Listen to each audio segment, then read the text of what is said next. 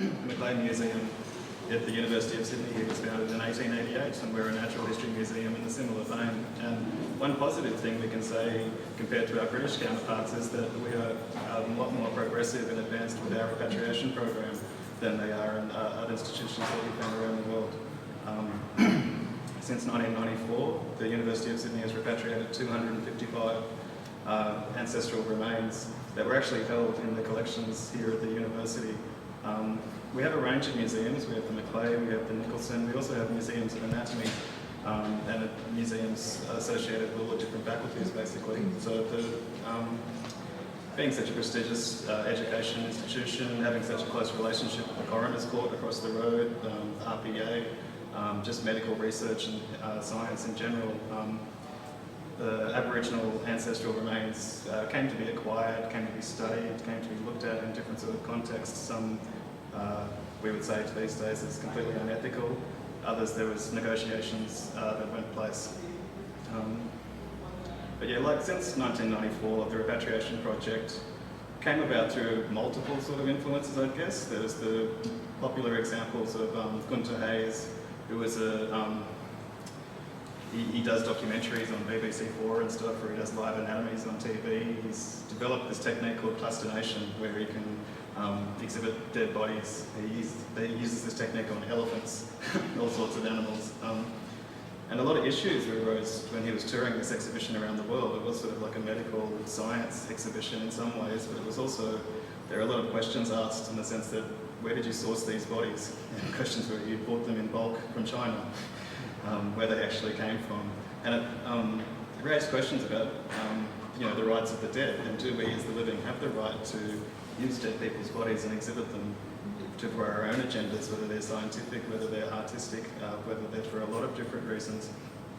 So interestingly, thankfully to the Aboriginal self-determination movement since the 1970s and 80s, when this issue came to Australia, Indigenous groups in particular were quite proactive in getting this project off the ground and letting their voices be heard that this is something that they feel strongly about.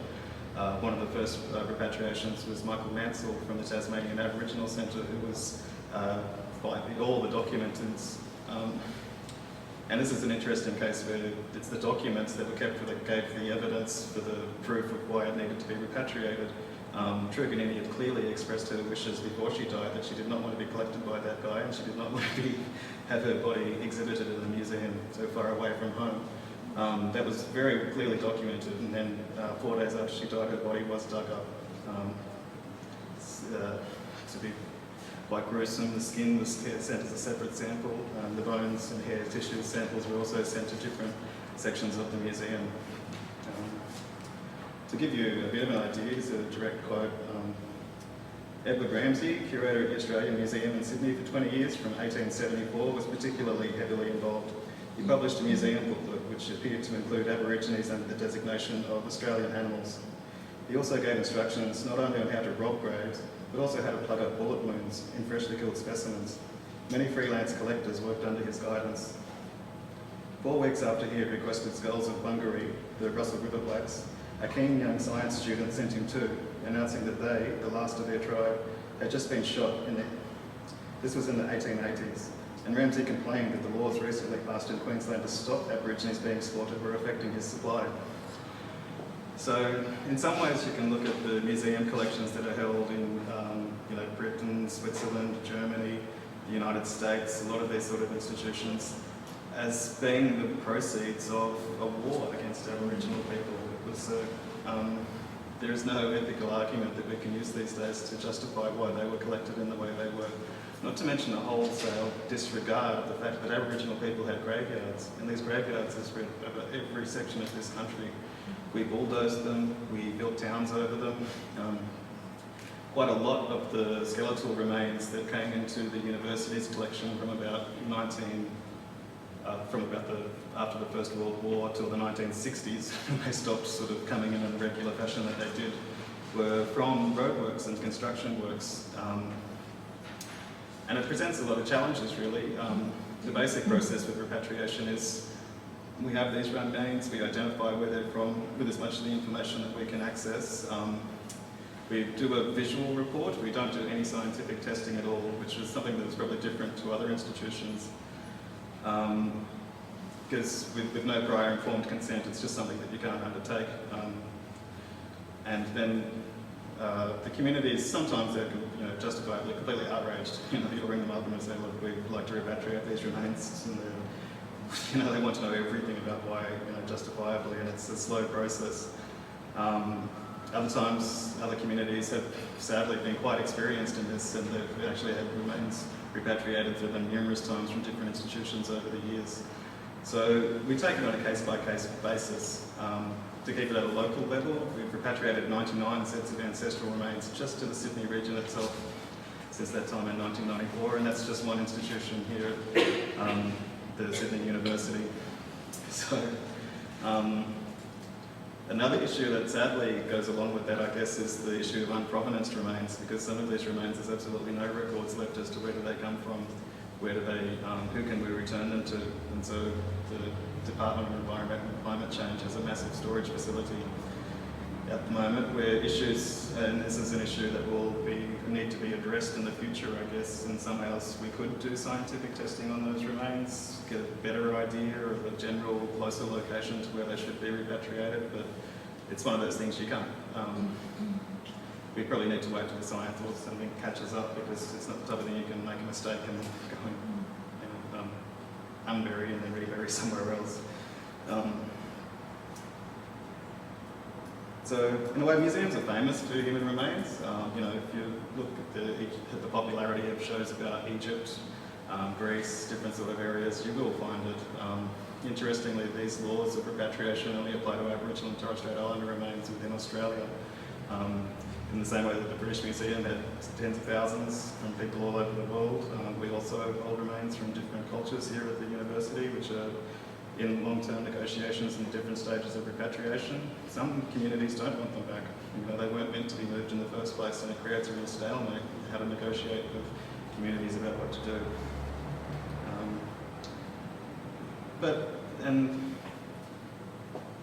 Without being pro-science, the other side of the coin is you look at the interesting research last year where a lock of hair collected in the 1930s was scientifically analysed in Europe, and it was found that Aboriginal people, their genome dated back 70,000 years, pushed it back like another 5. So that northwestern corner of the country up there in the Kimberley. Museum artefacts have quite a lot of hair fibres, possible traces of saliva, gums and things like that. There's actually some fascinating information that taking these dusty old things off the shelf could actually have an entirely new life. But without Indigenous scientists and without Indigenous people proactively wanting this research done, it doesn't benefit the community in any way not to, for those things to proceed without the proper discussions taking place in the first case. So, in the ways that there is a pretty terrible legacy from the past, and the issues surrounded with the collection of these remains, hopefully if you look towards the future there are exciting new benefits for Aboriginal people that could become from looking at these with modern ethical perspectives as well. But the idea of people, communities in particular, not wanting, to go back to the British experience in the 1830s with the rise of the anatomy schools and medical schools in particular, there was a huge spike in body snatching, and especially the bodies of the poor and the destitute were used to create what we know as the basis of modern medical science. There's movies out at the moment like Burke and Hare, and there's famous sayings to just burke someone, which is to take off their body, to kill them for profit.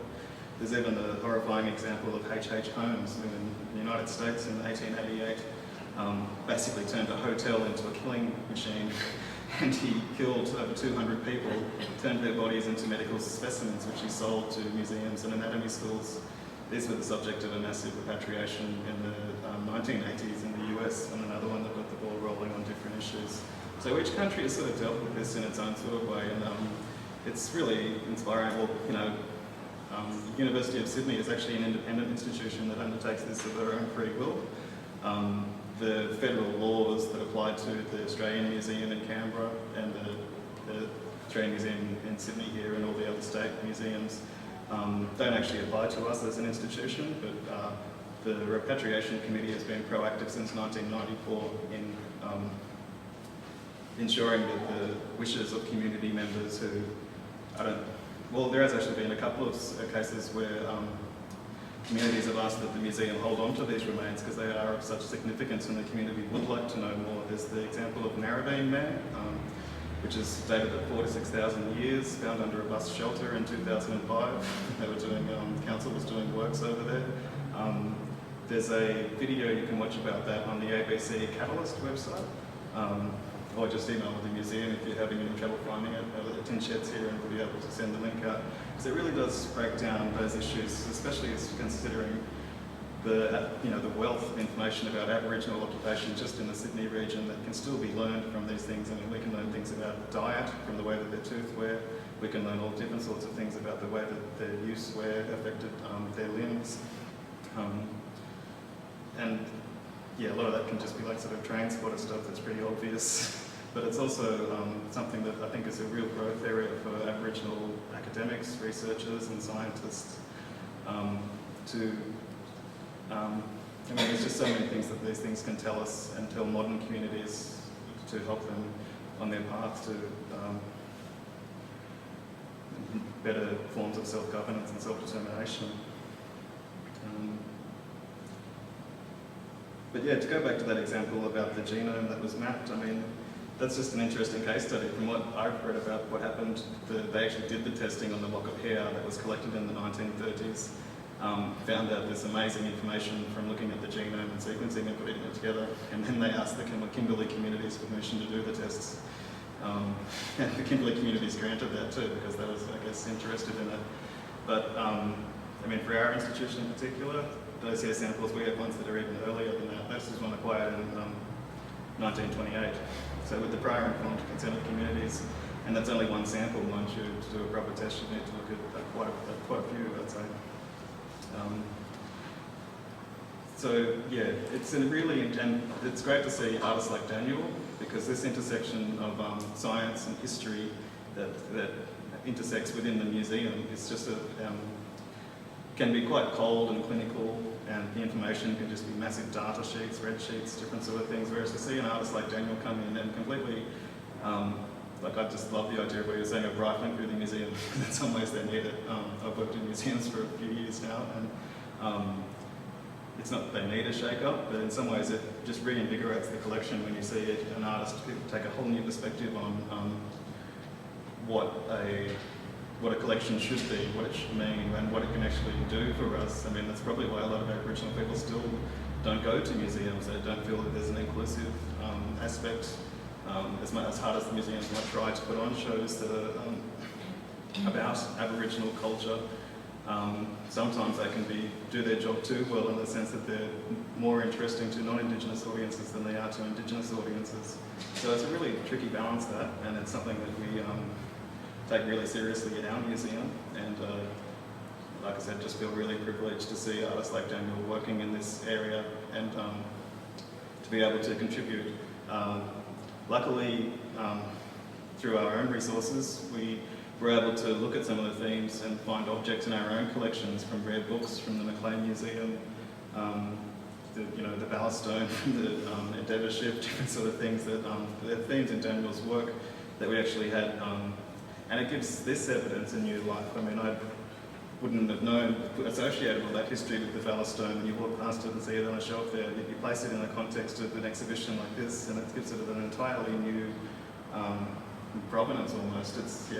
Takes it out of its historical way that it's been locked into that.